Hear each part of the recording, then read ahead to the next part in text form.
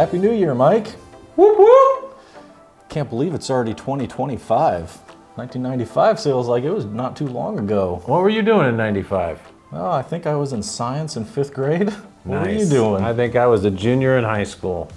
Look at us now. I'm Mike Lorenzen, plumbing manager. I'm Chris Kinder, technical trainer, and welcome to the January 2025 Ask Max. Here's what some people have been asking. Ardith would like to know, what should the humidity in a home be, Chris?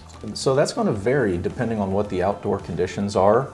In general, I recommend between 30 and 50% for the winter time. Usually in the summertime, we want to maintain between 40 and 60% just to keep things as comfortable as possible. If it starts getting drier than 30%, you run the risk of getting like nosebleeds, wood in the home starts to crack because it's losing moisture very fast.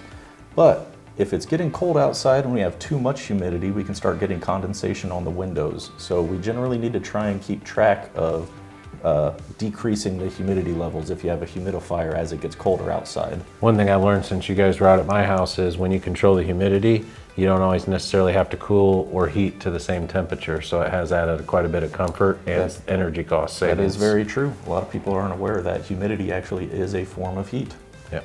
Okay, Mike, so Amy is asking, what sort of things can I do to protect my home against frozen pipes? There's several things you can do. Insulate it, make sure you close any crawl space, venting that allows it to breathe, winterize hose bibs, and then the old tried and trusted, just let the faucet drip. Doesn't need to be a long stream or anything like that or a lot of water.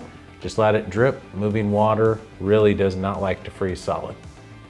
I agree. And if you're going on vacation, I highly recommend leaving the furnace running at a somewhat decent temperature to help combat against any sort of That's super freezing. useful. That's a very valid point. Don't turn it down too low. Remember, it's also protecting your home. All right, Chris. Danjay asked, what should we do about our irrigation system?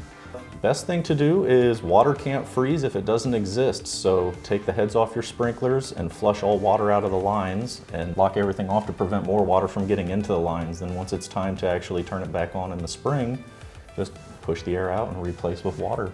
Thank you for joining us for our first Ask Max of 2025. As always, have a great month, and remember, we're just a call away for your HVAC, electrical, and plumbing needs. And don't forget to ask your questions by clicking the button on the newsletter and sending us an email. Thanks for tuning in.